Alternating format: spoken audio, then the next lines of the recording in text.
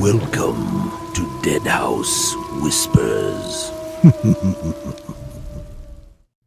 Greetings, everyone. I am Calypso, and welcome to another episode of Deadhaus Whispers. And like always, I am joined by my other host, FacelessMike. Greetings, hello, welcome. And we have a special guest for today, Mr. George Ledoux. Hi, everybody. Now that's an entrance. That's an entrance. Hi, everyone. Hi, guys. Good to see you. Hope everyone is good today. Hope everyone is doing fantastic and having a wonderful day. I know I am. I don't know how George is doing. How are you doing, George? Fantastic. We'll go with that. Mike is reaching melting point because it's starting to get a little warm in Ireland, and yeah, we're at the scales. We're at the scales. It's 20 Celsius here. What did we say that was in freedom units, George? The 60, almost 70, between 65 and 70. Yeah, that's Mike's limit. That's Mike's limit. Yeah, It doesn't get much hotter. Mike's going to go hide in a cave. I don't like it myself. I was in Europe back in the 90s, and I remember them saying how, oh my God, we have no air conditioning. Nobody has air conditioning in their homes or anything like that. And you know, I understood that. I understood why, because it's just suddenly it was starting to get too damn warm everywhere. And yeah, I mean, the hotels that they had us in were extremely modern and they had air conditioning, but only in the rooms, not in the restaurant, not in the lobby. It was insane. It was like, what, you know, and of course we'd stay at bed and breakfast, and that was the same thing, you know. So it was interesting, but we also had lots of rainy weather. You don't get that much in Ireland, right? Rainy weather? No.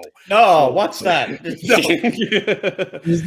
That's my favorite one. Just as we love on that topic is when you get a lot of American tourists come over here, they're like, "Oh my God, it's so beautiful and so green. It's such a pity it rains all the time." It's like that's why it's green. I know.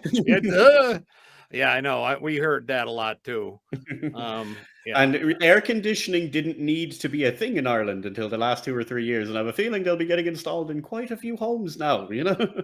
Yeah. We bought a home here in the Northeast that had no central air conditioning, you know, and so for a couple of years I had to kept putting these, you know, the boxy window units in, and that's it's okay, but so we ended up getting what they call mini splits, which they don't need quite the same kind of installation work as central air conditioning, and they work very well. They keep the house tolerable, like you say, because in the summertime here it'll get close to 100 degrees, which is 32 Celsius. You know, like Texas. It feels like Texas or Louisiana with the humidity and everything. But not very often. So. That's just a straight no from me. But anyway, as we run into that, we are honored to have George with us today. So, Calypso, how would we introduce George? Because, to be honest, if you're watching us, you should know who George is. Yes. To be honest, right now. If you don't, if you know anything about Deadhaus Sonata, you've heard George. Yeah. Because it's all George's voice for the, like, most of all the good bits. And for those who don't know George or Deadhaus Sonata at this point, which is weird, George is our resident voice actor for Deadhaus Sonata. He has done all of the radio dramas that you can hear on Spotify, Amazon, blah, blah, blah. He has done a myriad of voice acting throughout his career, as well as directing, producing, the whole shebang. We'll talk about some of that today. I have his whole IMDb page pulled up, so we can just go through the list if you guys want, guys. But yeah, that is George. I would say, tell us how you entered the fray of Deadhaus Sonata, George, but I'm sure it was just, hey, I need a job, hire me, let me audition. No, actually, someone approached me. I don't, boy, it's someone that's not associated with Apocalypse anymore. They had some personal issues and stuff, but they were basically contacting a lot of different voice actors all over the place. And once they found me, they stopped looking. No, basically I did like auditions and stuff. For some of the, you remember some of the early lore videos that Apocalypse did, like like that one or that other one. That's my favorite. Yeah, before they started doing the chronicles, they had these short little these ones, little lore bits. Yeah, they were just little. It was, I think there was ones of like Nagaztak reading from the Necro, wasn't it? There was like there was some like that of reading from the Necro. There was one that was it was like in Latin. I want to say more. Oh, brother. I had notes, but none of them pertain to this. So it was they were short ones, basically. That one where they first were showing some video, and it showed like where the pillars were or used to be. You know, they were just like little snips, and they showed the vampire sort of overlooking Memento Mori. There you go. Yes. Ding. That's one. Yeah, that's one. Those are some of the early ones that I had done. And it was just like, you know, Dennis liked the voice I had been doing for the character that became Nagaztak. And so it just went from there, you know, it just kept going. Eventually I basically said, I want a title. I said, can I be like the voiceover producer supervisor? And they were like, sure, whatever. Hey, you have to sell yourself, George. That's how it goes. You need to sell yourself, man. Yeah, and so then okay, so it says that on my email. That's all I know, and that's it. But yeah, you're right. Up to this point, I have been one of the main voices of the lore and stuff like that, and you know, but there's so much more to come, and as that goes along, I'm sure. Well, I assume that my role will go down in terms of the public perception of it. You know, you won't hear me so much because you can only hear me so much. And then people are like, that's the same guy in every game. What is this, Bethesda? You know, it's not, we don't want to do that. So it's just. Do not underestimate how much people will listen, George. I listen to those chronicles religiously. Like anytime I'm out in the car, I have strange, them Mike. I listen to them every single day for every single week. Whenever I do it, to make sure I keep up on the lore. And after a while, when I'm listening to Alaric, I keep forgetting it's George. Oh wow, Yeah. Well, that's good.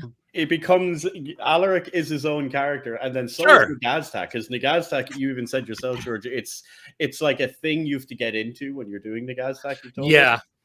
I have to, has to be early morning. I have to be there. I just got out of bed and I haven't had my coffee, and now exactly. I'm Nagaztak voice. Exactly, because you know when it's a matter of relaxing my throat as much as I possibly can, and then it comes out, you know, yes, nice and deep. And you can put an accent to it if you want. Oh, yes, that's fine. You know, he talks like that. But again, it's if I had been doing a session today, I wouldn't be able to hit that pitch because it's a matter of, like I said, really relaxing my throat and letting the vocal cords just go. You know, that does it. We've got one from Tem here. George looks like that super friendly but also grumpy grandpa who you just can't help but love. Nagaztak, however, not exactly those words I would use to describe him. Right. Well, I love the art for Nagaztak, man. When I first saw it, I was like, oh, that's really cool. And then they started selling the prints of it, and I was like, I never buy that kind of stuff for myself, but I bought one. You know, I bought it framed and everything, and I have it in my upstairs studio office. I have a rather disturbing amount of disc plates from. I'm sure. Yeah, I don't have the room for that kind of stuff, but I would buy them. I mean, they have all those plates sound really awesome, and pretty much they'll last forever. Oh yeah, yeah. Disc plates sponsor us. I just hope, as Ken is saying here, that Nagaztak does become kind of as iconic as, you know. What's his face? That other guy who sits on a throne. And no, I can see the one that Calypso can never remember how to say his name. Yeah. That's a lot. Now, yeah, now Which that's a one? lot. Chronicles That's of a lot. Alaric. Yeah, Ah. Alaric, Alaric, Alaric. I don't know. A-hole von Beller. Yeah, that guy. But the funny part to that is I can legit see Nagaztak becoming like Thrall from World of Warcraft, like the War Chief Sure. Thrall, like for that, like he's anyone that's even mildly affiliated with the Warcraft series, like he's such a larger than life iconic character, Right. and we follow his arc. I can see that going with Nagaztak. I can see Yeah, it. I mean, I'm waiting for the $500, 12-foot, 12-inch tall. Oh, the primo arts. Primo, like primo arts, like Nagaztak sitting on the throne with the hammer, signed by George Ledoux. I would buy that. Well, Heck yeah. I wouldn't buy it if I signed it, but Yeah. I'd buy it. I would buy one of those because those are cool. Because I got something here. Somebody sent me because I'm associated with a lot of different games, and I did some stuff for Dying Light and Dying Light 2. I was going to ask you about that in a minute. Well, you Go ahead. can still ask me, but basically, Techland had sent me this really cool like figure. I didn't ask for it; they just sent it to me, and it's like, That's this is awesome, man. I don't have anything like this, and it's perfect because it says, if you see right down here, this actually says "stay away." You probably can't read it. I don't know if you can, but it does say "stay away." And it even lights up. That's pretty Oh, neat. that's cool. Yeah. The perks of being in the game industry. I tell you, I've never gotten anything like that before or since. It's a prized possession. I wouldn't part with that, and I'd sell a lot of my shit. Hell, I got wedding rings I could sell, but Actually, we need to get back to George's collectibles after that, because once we get past the definitely. gaming That's stuff, I super want to put a cool. pin in that because I want to come back That's to George, super because cool. George has some really awesome stuff that's a particular interest of mine in the horror side. But Tim's saying here, George, some of the people you voice in Dying Light killed me so many times to count. Really? Maybe. So I have your IMDb pulled up. Spoilers. Go. And most recently, of note anyway, you were in Evil West, which is really awesome. Yes. I love that game. Yes. And Dying Light 2, and I'm pretty sure you were in the Dying Light 1. So, Yep. Dying Light 1, Dying Light 2. Now, I follow you on Twitter also. Did you direct as well as voice act and like produce and stuff within the Dying Light series, or was it just purely voice acting? Yes and no. Okay. I'll make that clearer. In Dying Light, working for Techland, before they had what everyone is using now in the game development world, before they had like AI generated voices that they could plug into the game as it's being constructed, they basically needed placeholder audio. And I actually had made quite a little niche for myself in the game world by providing that sort of recordings. I could get a hold of a lot of different actors, and because the recordings would never be heard by anybody, they could be recorded for less money and been done pretty quickly, and I would always make my deadline, so Techland always turned to me. But I did tons of that. From the first games I was associated with them, which was Dead Island 2, I think. Ooh, One of the Dead Island. Cool. Then there was Call of Juarez Gunslinger, the Western one, and then of course the Dying Light titles and stuff, and a bunch of other things that I did for them that never got made into anything. They were working on a game called Hell Raid for a long time. I remember that. And that ended up becoming part of Dying Light, the first one, as a thing. You go into some shop and it's an arcade machine, and it's like the devil's arcade machine, and you get into it, and it transports you to this medieval dungeon-like atmosphere, and you have to help this monk or whatever who never moves. He just talks. I play the monk as by chance, Lucius, and then you're going through the medieval dungeon, but basically you're playing Dying Light, so you're getting attacked by skeletons and various types of creatures like that. And it's it ended up being a pretty popular DLC from what I understand. And I just had a blast working on it, because it was like working on Hell Raid, but as part of something that I was already in. But because it's a DLC, it's not really as well known, but it's still kind of cool. Just like I did another DLC for them, Bozak. It's called the Bozak Horde, and basically your character that's in the first Dying Light game wakes up and he's got a bomb attached to his leg. Ooh. And he's hearing this voice, and they wanted a voice that's very similar to the movie Saw. You know, that's neat. Those, what do you call? I call them torture porn, basically. Yeah. But the voice, they wanted this thing, and it's sort of like if Nagaztak got pitched down electronically almost.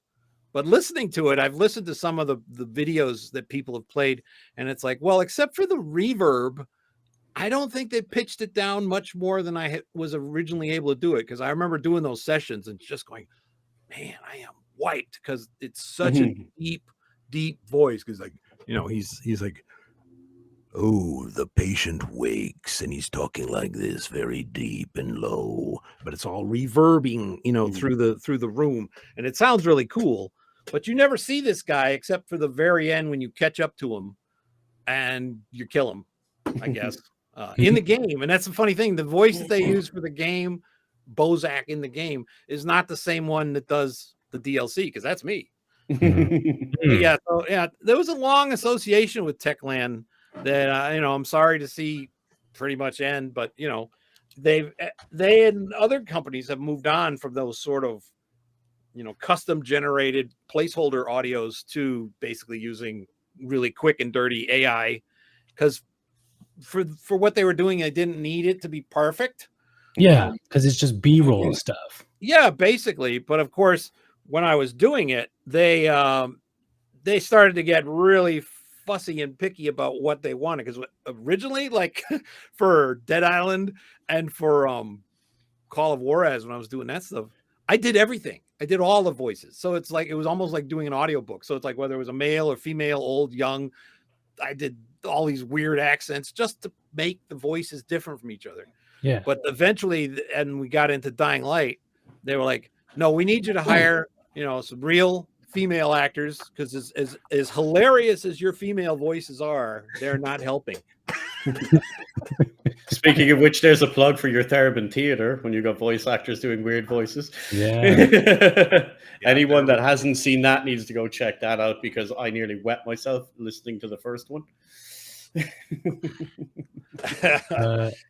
Someone's asking what I did in Dead Island. Nothing you hear, because again, everything I did for Dead Island was before they hired the real actors. That's the way Techland would work. They would hire me, and, you know, I'd work for them for 2-3 years. And then when it came to the final game, they're like, well, we don't need you. We'll get Hollywood actors. And that's what they did. They turn over the whole project to a studio that would do all that for them. You know, I wasn't that big. I don't like that. I prefer the more personal touch. And Tem has one here. He says, I feel like George is already several steps down the path of voicing characters in a Firefly game. Now we just need someone to fund the Firefly game. Yeah, I missed that shit. I wish. That'd be so cool if there was a Firefly George, game. if anyone is asking you, hey, if you got an idea for a video game, there you go. Oh, like, hey, that you know Firefly? Yeah, that's been presented, I know, but unfortunately, I think there's a lot of rights issus going on, and you know, it must be a legal nightmare. I bet definitely. Yeah, it's kind of like the BattleTech IP that's owned by various people, various companies and stuff. You know, so there's probably lots of those kind of things out there. Probably Legacy of Kain is one of those, for all I know. That's got different companies that own it, but. You know, all actual nightmares trying to organize. Oh yeah. Now, speaking of BattleTech, I'm sure you never get asked this before, but do you enjoy those games? Have you played any of them? You are a big part of that universe.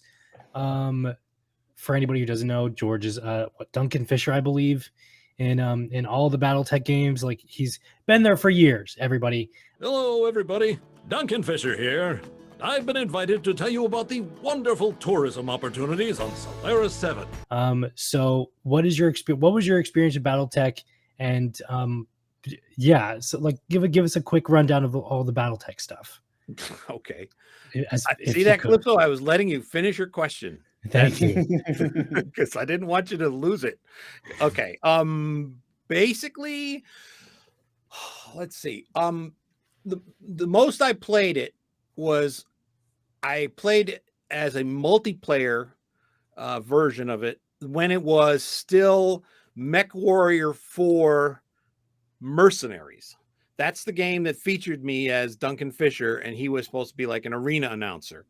But because there was a bunch of people that I had become friendly with on the internet, this is the early days for me in terms of interacting with people on the internet. I had never done it really that much beforehand. I had played a couple games that I was in, but I hadn't done interactive with other people that I didn't know personally, that kind of thing. Anyway, so I tried to play Mech Warrior 4 Mercenaries in multiplayer with people trying to help me. It's like I tell them, talk to me like I'm your dad or your grandfather.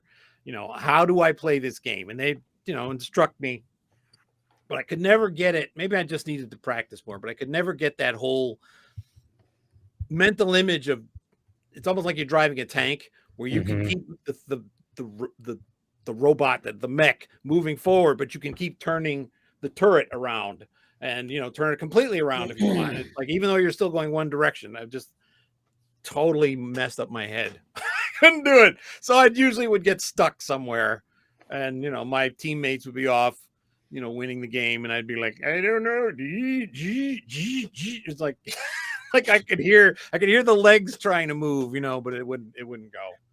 And as from what I remember, that game was all first person perspective. So you couldn't see physically your mech where you were in the space. And so that didn't help, Now, of course, they've changed all that. And then modern games, they're in third person or first person. And, you can do it either way. But after that experience, I gave up. I did play the tabletop version once. And so that was fun. Because I had someone from Catalyst Game Labs actually one-on-one play a one-on-one game with me. So I could actually experience it because I had never experienced the tabletop version. Granted, it was the fast version that they called the Alpha Flight or something like that. It was the fast Alpha Strike. It was the fast version of BattleTech, and they didn't make me fill out a paper sheet. They were doing that for me. So all of the stuff that would make me go, I am not enjoying this, I didn't have to do that. Basically, I got to roll the dice and then go, oh, look at that, you did this. Okay, and we'd move my character around. Did you do the VO while playing, George? Yes, actually. I know people filmed it because it was at a convention. It was at a cool. Awesome. And some people took pictures and filmed it and stuff. And it was fun. It was a lot of fun because, again, they were basically holding my hand and saying, okay, do this and do this and do this. And then they're like, at one point, they're like, holy, you just pulled off a move that no one ever gets to do. And it's almost impossible. The DFA, Death from Above, where you're supposed to make your mech go up and go on top of the other one. And I successfully did it. And I was like, yes. And there's pictures out there of me doing that, going, so it was fun. It was fun. So that, I think I did answer your question, Calypso.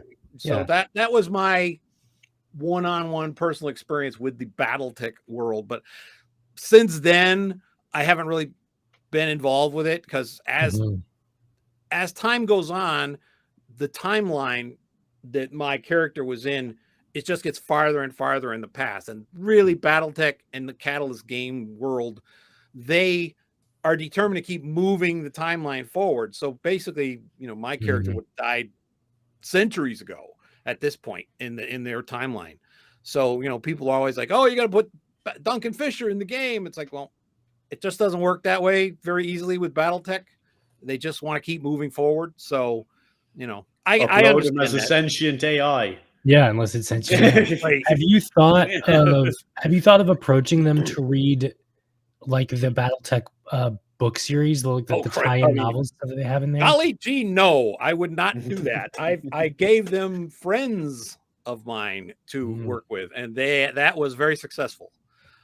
There's a couple of people now that are actors that they have been reading the BattleTech novels for Catalyst Game Labs. One was Lisa Lee and another one was Trendane Sparks. Both of them are much more equipped to do audiobooks than I am. Because I had done some like short stories, and at the end of doing them, I'd be like, oh my God, that was a lot of freaking work, you know.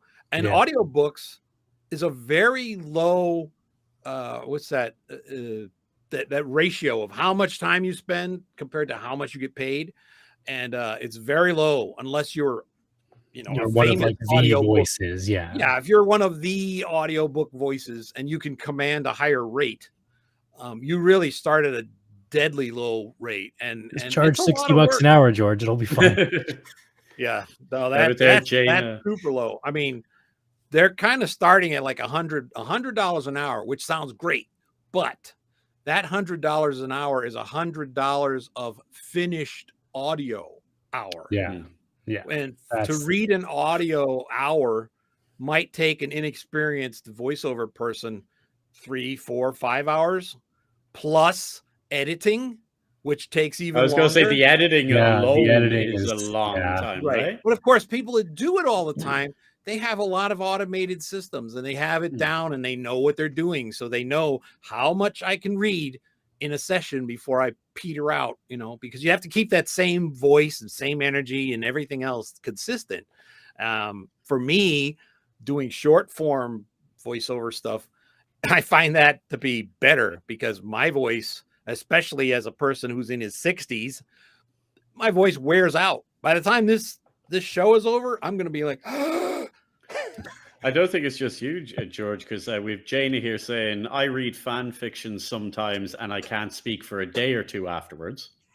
So, like that. Temilton says, George, would you voice the tutorial if they wanted Duncan to help new players for the Battletech games? oh, of course, stuff like that. Sure, I would Yeah. do characters. I would And absolutely do characters. We have Urban Legend VO jump in saying audiobooks are such a different skill set than video game voiceover. Yeah, Urban Legend is an awesome. He's a good friend of mine. He's an awesome actor. His real name is Damon Allums. Fantastic voice actor. We just did some great stuff that I can't tell you about. We just did some Or great things stuff. we're not allowed to talk about. Well, for different companies, but yeah, I mean, he's a great actor. I try to bring him in when I can, and he's definitely going to be a part of Deadhaus Sonata if I have anything to say about it. So we'll get him. We'll get him in there yet. George has absolutely hit it out of the park with everyone he has gotten involved with Deadhaus so far. I fawn 100%. over all of them. Yeah, Oh, they're wow. fantastic. Actually, while we're on the topic of Deadhaus, Sure. we'll remove the work side of it and just from a pure aspect of performance and what you were doing. Which was your favorite one to do, George, in regards to the radio plays? Like, which did you have the most fun doing, or which did you like the story of more? Wow. Well, those are two different things. Those are two different categories, Mike. Okay, we'll do the two of them. So, okay. So my favorite one to do. Oh, wow. I would say my favorite one to do would probably have been the last one. Just because the main character, Alaric, gets to do stuff that he doesn't get to do in the other ones, you know? And I'm not saying what that is, but I mean, there are probably people that are here know what that is, Yes. you know? And so that was my favorite one to do because the character is full of faults and he's got a lot of weaknesses and he's, you know, the least of which is hubris. I mean, the guy really thought that he was doing so much good and he felt like he was the key to bringing down the dead, and yet he was a schmuck. He did not realize how he was being played. So I love that, but I loved playing him in a lot of the stories. I think the one that was my favorite outside of the last one being the one I had the most fun playing, but the story I found that was my favorite was the one I don't know the title of it because I feel like William Shatner here. What was that episode where you were kissing the alien? And then I don't remember. yeah, Tell me, George, I'll get it for you. it was the one where he had figured out how to create a white. My work has borne its terrible fruit. My weapon. My child. When last I wrote of my efforts, I had just managed to reanimate a single cadaver. And thanks to the treachery of the damnable ghoul, almost joined my creation in death. And he basically brought it up to his room to guard him while he was sleeping. The way to my chambers. No servants were about at that hour, but even if they had been, they would not have known what lurked beneath the wrappings. You will stand guard over me as I sleep, I commanded, and the white moved to stand near the door. Yeah, that was a great episode. Yeah, I love that episode because then, of course, someone comes into his room. Hey, Master Inquisitor, and he's just the white just basically, The servant burst into the room. Forgiveness, Grand Inquisitor, but the Emperor requires your presence immediately. He wishes to... breaks the thing's neck, breaks the guy's neck. And Alaric's just like, no, what? No, why'd you do that? He's having a fit. And then they're following him down the stairs and the head, boom. The comedy part of that was that no, stop, put it back, and he twists the head back around again, even though the guy's already dead. Before it turned his head completely backwards. No! I shot out of bed, rushing to slam the door shut. Why? The white stared blankly ahead. I did not tell you to do this! It stooped down to the servant's body and twisted his now lifeless head so that it faced forward in a silent scream. That's not what I meant! The white twisted the servant's head to face backward once more. Enough! Stop touching that! Yeah, That was I know. glorious. I loved it. I loved it. I just had a blast doing that one just because I could really picture it. It gave me that sort of young Frankenstein feel. Yeah. It just reminded me of that, and so that was that comes off the top of my head. That was my favorite story because I like that situation. I'm after having to check. I couldn't even remember whether It's it was called Of Power. Luck. It was either Of Luck or Of Power, I think. Yeah, it's probably it's probably Power. I think. Yeah. I think Luck is the one where he finds the that device that can tear off a building. Yes. That's two. Yeah, I just loved, as I've told you this many times off stream, that like the interaction between Alaric and the ghoul. Oh, absolutely. It's just incredible. Like there needs to be a side series somewhere of just Alaric and the ghoul later on. Like that's its own show right there. That's why the last episode that we did is my favorite, not to have done, because I've mentioned this before, some off stream and some on, that the actor who plays the ghoul, Matthew Curtis, is a very, very good friend of mine. And it was one of those things that when we had a session, I would look forward to it as much as if it was going to be my birthday, because I had that much fun. I always have that much fun when I'm working with him, but his ghoul was just fantastic, and it was just one of those things that kind of, they had to tweak it a little in the beginning to get it. But I knew exactly, as soon as he started doing it, I was like, I knew exactly how I wanted it to sound. So I would oftentimes, give Matthew a little bit of direction here and there, because technically I was supposed to be the director of the lore videos, even though Jack was there, the writer, and Philippe, the audio guy. I felt like I was responsible for the actors and their performances. So I would, give my direction, and then if I thought they could do it something different, I would make that suggestion. But Matthew, towards the end, he loves that character, and he was doing it just as easily as I was doing Alaric. So yeah, we were both like in this perfect zone where we got a kick out of that scene where, Alaric's like, oh, I'm dying. And, and the ghoul comes up, hey, how you doing? The ghoul sidled up and sat beside me. Such a feast we've had. Such a feast. Yes. They're dead then? All of them?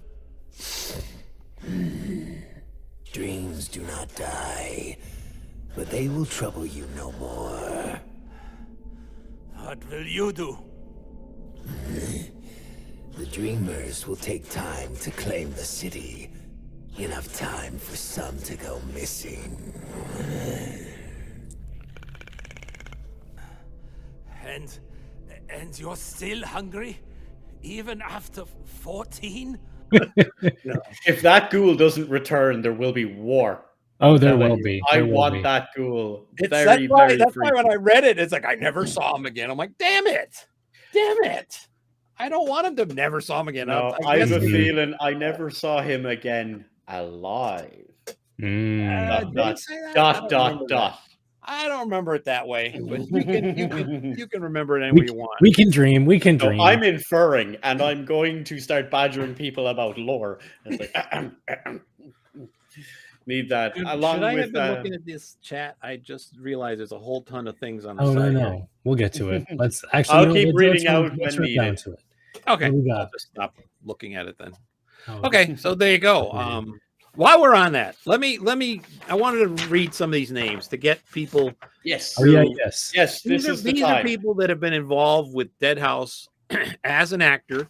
Now, a lot of these have been very small roles, but they were part of the lore videos. And in the early days, we didn't really give a lot of credit because it just was something that was getting overlooked until I noticed it. And I was like, no. I want to make sure everybody gets credit because I'm an actor. I get it. You know, you want to be able to say, hey, I did that. And you can point someone to it. And there's the proof. It says it in the credits. So anyway, Matthew Curtis, we all know and love, the ghoul. Sleep then, Alric von Bella. We will watch over your slave. Make sure it behaves. Yes. But he was also the scholar in the Banshee. In the Banshee one. Oh, this must have been open to the sky once. He said, and his face fell. It would take a team of skilled men months to clear this rubble. I'm afraid Dawn will have to wait. The brief scholar. Yeah, but he was an important character. Very important, actually. He builds for the lore later on because he was the one that figured out all the stuff. Exactly. And then, of course, we have the amazing Chris Sharps, who plays our vampire. Now, what's his name now? Victor? Yes. Victor, that's what they finally named him. That's that was a community thing, right? That's our normal one, and then we've got Lord Zorin for the right, which is the same voice actor currently, because of course when the game does finally come out and we're doing it, I'm sure the standard vampire will probably have a few different voice sets. That's my guess.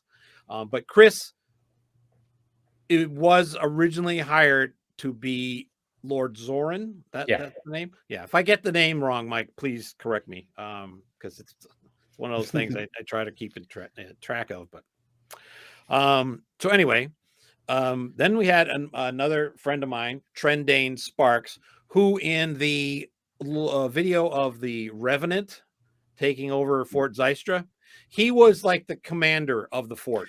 Yes. Oh. Who was like, I'll let this guy in. I don't care. That was open the gates. Yeah, exactly. That was Trendane Sparks. Yep. Lower the bridge. Let him pass. You can question him when he's inside, Inquisitor. Let's see. The episode where it was of Hope, where we find the two characters from the nomadic tribe. Yeah, the Anai. Yeah. The Anai, right. Yeah. The main guy that was Asante Barbarin. He was Venduk. Yeah, Venduk. Who did a fantastic job. I mean, amazing. Yeah. He's a natural, and I say that because he hadn't had a lot of professional experience. But I found his demo in like this international, voiceover website, And it's like he's from the U.S. You know, he just had this. He part of his demo, he was imitating somebody from a movie. I think it might have been from one of the. I think from the first Wakanda movie, the Black Panther movie. He was imitating that accent, and it was just exactly what I was looking for. It's like, oh, that's perfect. That's the voice. He was so believable. He sounds like a wise man of an old nomadic tribe. Like he legit sounds. The guy's in his early 20s. It's amazing how good he really. That's crazy. Really, he's amazing. A seeker has come before me, but seeking what? You are Venduk, I presume? So I am. And you are Alaric van Bella. I am also Grand Inquisitor of the Sacian Empire. Such a lofty title you wear. Do you know what it means? I know that it means trouble if I should not answer to your satisfaction. And then the other guy that was in that episode was his name is I'm going to say his name wrong, I know, because I always call him Bell, but his real name is like Belshabar Rasape or something like that. If you see this, Bell, I apologize. I've never heard your full name. I've only referred to him as Bell when I've worked with him, and I've worked with him on other projects too. So, but he was the guy that was the assistant to Venduk. The guy with that when he first comes to the tribe. I don't think he even gives a name. Yeah, I don't think he did. He's just a guy. He says, like "I the want to lookout." speak." I think he was referred to as the lookout. Yeah, he was like sitting there. It was just a case of, "Can you take me to your leader?" He says, "Oh, Right. you want to speak to Venduk." Yeah. Right. What brings you to us, Long Rider? Indeed, I have ridden long. I seek the wisdom of the Anai. That is something few have asked of us in these lands. Speak your name, and you may pass. Yeah. And then, of course, in the now famous big episode there, the Nightmare. That's where such a great episode. We had the burning one and episode. the fetid prince. It's like I had it in my head how I wanted them to sound, but it's like I know a few people that could do that. So we had to do like we often do. We had to do a casting process and audition several people. But the two that got it they really nailed it. And it was like this guy named K. Bo Foster is the one that did the fetid prince, and he had that. Legend. I mean, it was really great because he had this very. What's the word? The actor I'm thinking of, I think, is Jeremy Irons. He sort of had that, but a lot less emotion. He did it very cold, very calculated, very detached. And Bo has such a deep, natural voice. I mean, a really deep voice. A lot of these actors, as I go through, is like, well, that guy would be good to replace me as the gas station. That guy, I'm on. You're irreplaceable, George. You're irreplaceable. Trust me. They'll have to wait. If they fire you, they'll have to just kill off Nagaztak. Yeah, kind of difficult to kill off a revenant. The burning one was Kit Harrison. That's his name, and he's a Brit. He's a Brit. He's done a lot of stuff for me, but he can do that sort of heroic sort of voice, which is what they wanted. They wanted us not like a Zeus godlike character, but a lot weaker. Really, they're not up to that level. Those two characters. The fetid prince comes across as being up to that level, but in the pantheon of gods that is Deadhaus Sonata, they're probably not that high. The fetid prince. You are a stain upon these sacred grounds. A matter of perspective. Truth annuls perspective. Truth. Lies. Their only difference is... Be silent! I'll not stand idly by as you befoul this temple with your deceptions. Those that would silence do not seek truth. And there is no greater deceit than hypocrisy. Come then. I have no fear of death or those that serve it. All serve death in the end. Even you. No! If I should fall in battle, I will rise again in fire and vengeance. So those two guys were great. And of course, we have quite a few other people who made appearances in other things that we can't talk about. because they haven't been made public. So I think my favorite part was redacted and NDA. Yeah, let me just. We got another guy who's a guard. There's a lot of people that played guards. Connor McKinley was one. Don't ask me which episode. Michael McCarroll, my favorite Scotsman, he was in another one. Although he was sounding very American, as I recall. Yeah, Vincent Fallow, Chris Bauer, and some female actors, Francesca Hogan, Melissa Medina. These are all in projects that we can't talk about openly. But we can still give them thanks. Making sure they're all credited. Absolutely. Ray Edmonds was also a guard in one of them. In fact, he wasn't a guard. Ray Edmonds played the guy who gets hypnotized. He walks in on the Inquisitor. And the misfortune. Yes. he becomes the morsel. Oh, exactly. You know, morsels. He's the morsel. So that's Ray Edmonds. But yeah, and we have a one of these actors who is actually getting really well known for his anime work. This guy named Jonah Scott, who has been doing so much stuff. He's in so many animes. He's got a huge following, and he's like the nicest guy, but incredibly talented. And I tease him all the time, and he puts up with it. So I just wanted to publicly thank him again for all the stuff he's done with me and for me. And he's the main voice in Dying Light 2. If you play Dying Light 2, he's the voice of your character. All right, you heard it here first, folks. Everyone, the voice actor in Dying Light 2 is Jonah Scott and not Troy Baker. No.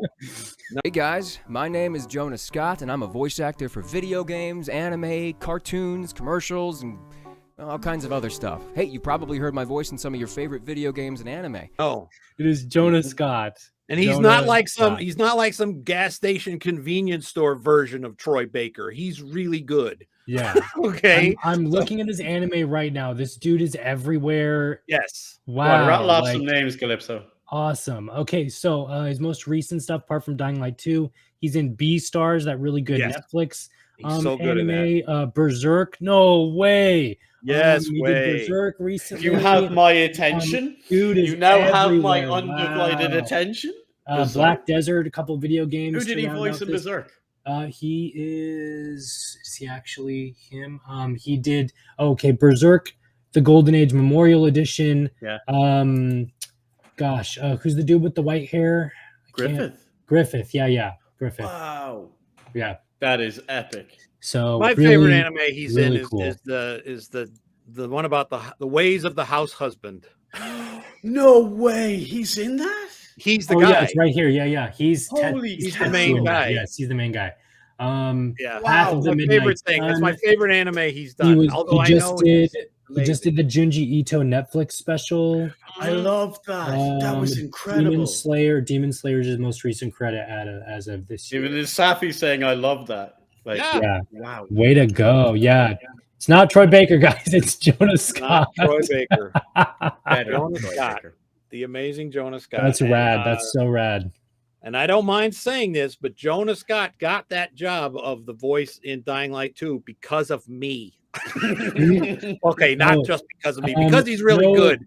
But he was one of the voices that was doing the placeholder stuff. Yeah. And when it came time to okay, we're gonna do the final stuff, they were gonna replace him. And I was like, no way. And I really kept telling the producers that I was working with, I was like, you got to come to bat for this guy because he's the best. He's the best at this character. Do it. I said, he's out in Los Angeles. He's going to be wherever you hire your Hollywood toadies from, Yeah. I like Tamilton. Jonah Scott is the best Troy Baker. And believe me, he knows that comparison. He's heard it enough.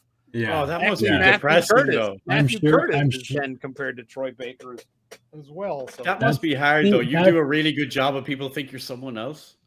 Sure. Yeah, no, that's the thing that I think I'm glad you did this whole giving respect to these voice actors here because it's very one they don't get that often, and two, video games, Hollywood, whatever, they use the same 10 voice actors for everything. You know, eventually it'll be Troy Baker playing Nolan North, playing Troy Baker.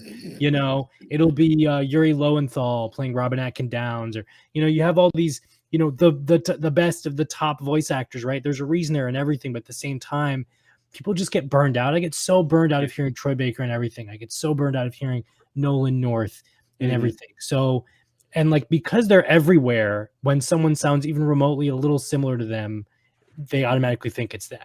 Like when Dying Light 2 came out, everybody, even me, was like, oh, Troy Baker's in this. Okay. It's not Troy Baker. It's Jonah friggin' Scott. So that's really, it's Jonah super rad. friggin' Scott. That is his middle name. When you take a list, that makes Deadhaus one hell of a pedigree with all of these voice actors. Absolutely. I don't associate with the riffraff. Yes, actually, I do. Noble George. That's George's. Plenty of riffraff. They're some of the best. That's George's club name, the Riffraff. The Riffraff Club. Yeah, that's a good idea. Actually, my business name is Voices in My Head Productions. So yeah, they are all of the voices in my head. But no, they're great people, and I'm glad I got to mention them because, like you said, Calypso, a lot of times they go forgotten. Yeah. You know? And that's, but you know, Jonah isn't one of those guys because he's done so much anime. He's all set now, like it or not. He'll be invited to anime conventions for the rest of his career, and he can't get away from them. And so that's a double-edged sword. Believe me, I've been invited to a couple of conventions, and it's like it's great, and it's also it's exhausting. So anyway. I went to Comic-Con like twice and I was tired after day one. Like, yeah. I can't even imagine actually working it. Tem asking George is just low-key making the voice actor Avengers. But that's it, because like as you pointed out, not only do they not get enough credit, when a voice actor does their job well, you forget they're doing their job. Right. Yeah. Like you forget it's, and you know me, but you forget it's me doing Alaric. Yeah, like it's weird. Like I'm obviously listening to you talk right now with your regular voice, but then if you go and listen to the audio dramas, it doesn't sound like you at all. It's insane. Alaric von Bella. Yeah, that's so cool. That's so cool. That's the only reason I wanted you here. So you can do cool voices. Fair enough. As Calypso just go, do the voice, just do the voice. Just do it. I could picture George. Of Oct in the year 218 after Deadhaus. There we go. Roll credits. We're done. That's it. Excellent. What's this? I can just picture George fighting off 20 plus weebs with a broom. Get away from me. I've never had that happen. Although the last time I was at a convention, I remember it was very late at night. I was trying to come down from too much scotch, and I was laying in my bed. The room was spinning, and all of a sudden I heard what sounded like an entire classroom of Japanese girls going by, running down the hallway, you know, just talking and talking. Like, oh my God, you know, what the hell is going on?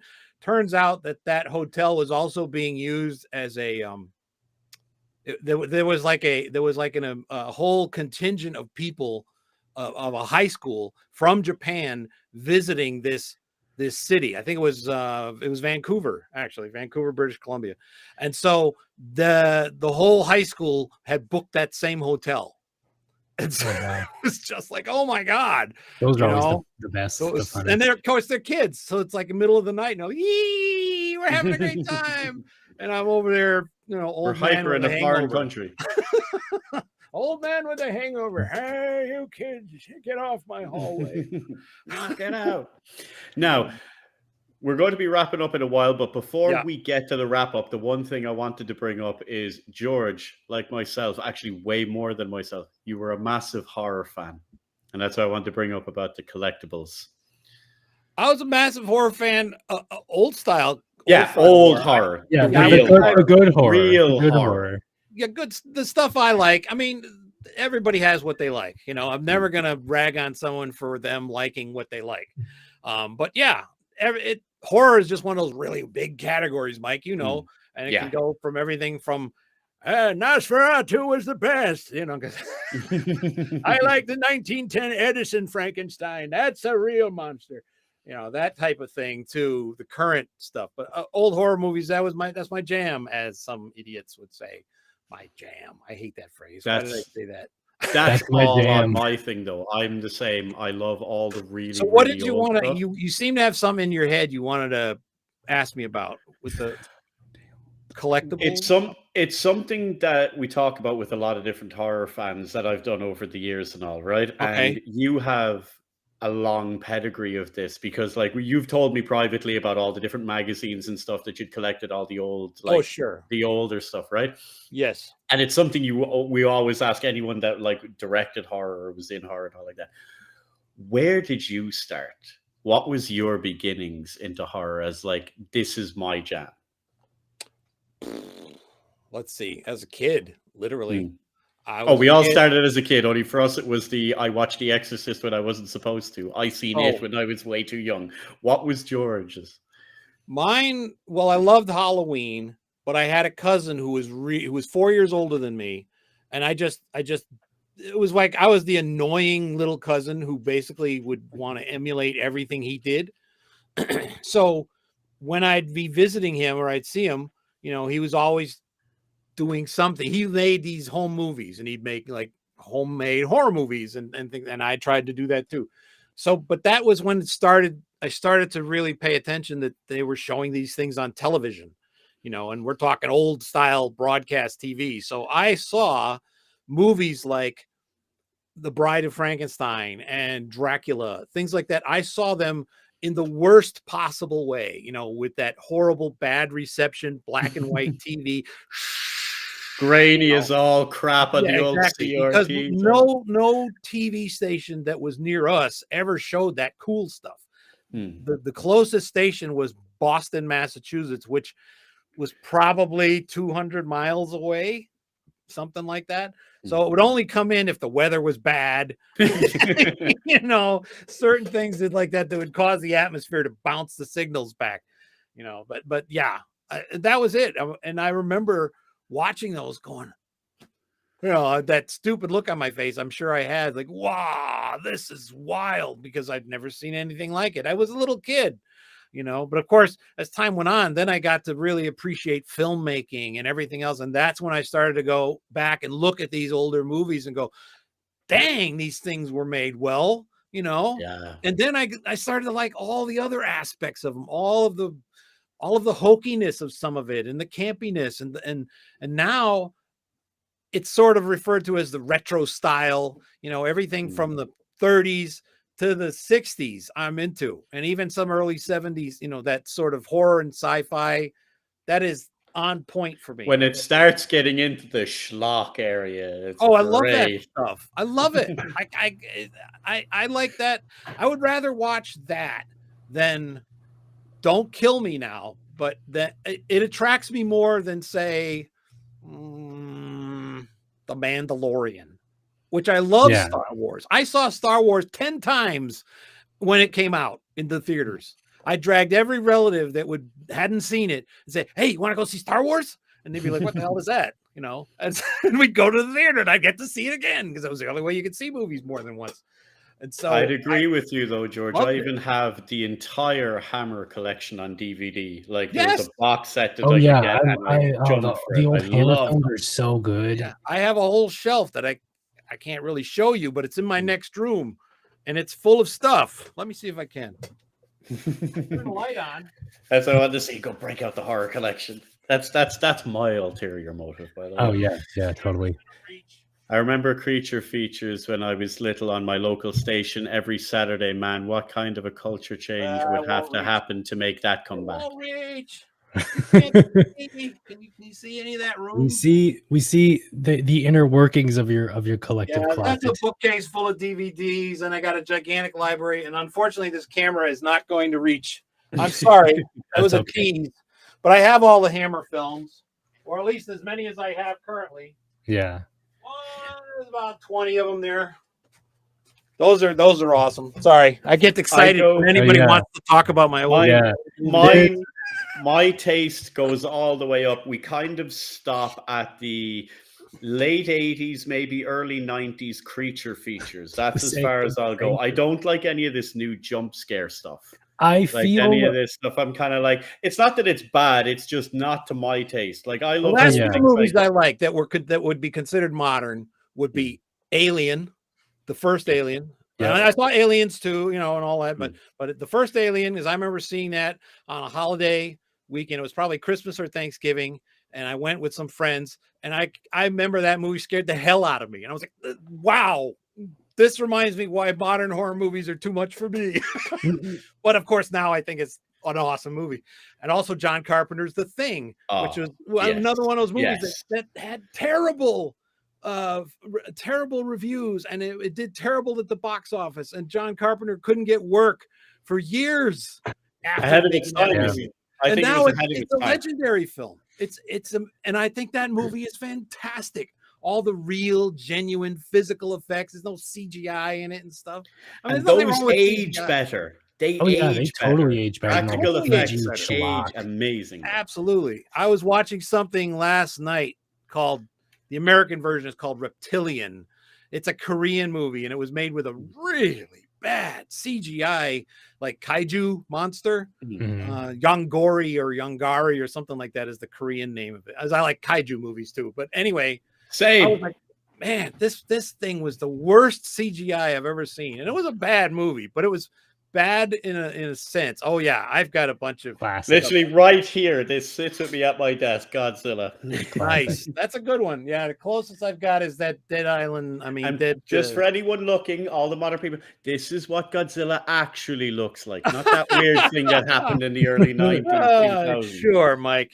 Next time I'm on, I'll be prepared, and I'll let you see my collection, my books, I have models, but they're not out. All the stuff. I have so much stuff, and I love to show it off, because who the hell am I going to show it off to? My wife? She doesn't. Yeah, she's seen it. The George's Museum of Horror. Yeah, I got lots George. of cool I'm stuff. the same. Everything from the Lament configuration from Hellraiser, the whole lot. I've been the major. Hellraiser. Fan. That was another one I thought was really good. Good one stuff. One of my few claims to fame. I've got to hug a Cenobite. Really? We were at a convention before, and I got to meet some of the cast: Simon Banford, Nicholas Vince, Barbie Wilde. They're all lovely, amazing, such kind, sweet people. But that's one of my claims to fame. It's like, what about you? It's like, I hugged a Cenobite. That's cool. That's cool. That sounds weird when you hear it out loud. It makes it sound like you're some kind of creepy paleontologist or something. I opened the box. Fossils. Look at the fossils. I love my stone fossils. Holy crap, it's going to be senile Alaric then. Yeah. He's sitting in the castle somewhere. But he's got dentures. He has no fangs. He's got dentures. Take the fangs out, put them beside the bed, George. Yeah, who knows with the lore of Deadhaus, what kind of stuff it's going to be. Yeah, I don't know what we're going to do. I have no idea what season 3. I'm told there's going to be a season 3, but of course, who knows? I have been assured, but like George, I have no idea, because all of them coming up with the stories, everything comes out of left field. Because like even from season 1 going into season 2, I had no idea most of what happened was going to happen. It was complete left field, right? Which I think is great for the story. Because I remember when Jack wrote season 2, he basically sent me all the first drafts just because I was begging him, please let me know what's going to happen. And he sent me this stuff. I'm like, holy mackerel, are these big, compared to the first season, which were like 10, 12 minutes. And then when I saw those, like, oh my God, I'm never going to be able to do this. These are too long. I'll never get through them. And of course that's not the case, but still, I'm dying to know what we're going to do. And I love to hear the fans of Deadhaus, talk about what they think is going to happen with the lore, because their guess is as good as mine. Exactly. And I'm really looking forward to season 3, whenever that's going to happen. Because now to finish off with that, George, right? Yeah. As a spoiler alert, if you haven't listened, go listen to it now. I'm about to spoil the end of season 2 of the Chronicles. You've had months, though. You've had months, but what I wanted to know is, George, did you see what happened to Alaric happening, or did you envision death or a different monster in Deadhaus? Because there was a debate raging for months, literal months, from the start of season 2. Alaric's going to be a lich. Alaric's going to be a wraith. That was my. If you had pinned me against the wall and said, "What do you think is going to happen to Alaric?" I said, I eventually think he'll become a lich. That was my thinking, simply because of that pursuit of knowledge angle.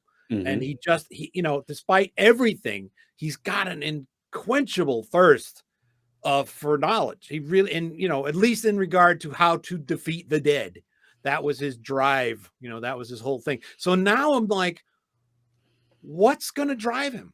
What's going to motivate him? Yeah, revenge. I know he wants that. So, okay, well, if it's revenge, why didn't they make him a revenant? Probably because he's too much of a little weak man. He can't be a revenant.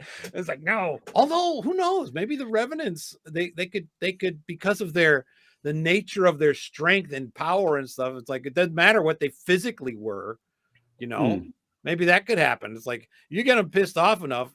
I've known some short little people who, boy, I don't want to get on their bad side, because they become like that old cartoon, the Tasmanian devil. That you don't want that. So I'm really curious as to he'll be like a vampire, but a scholarly one, I guess.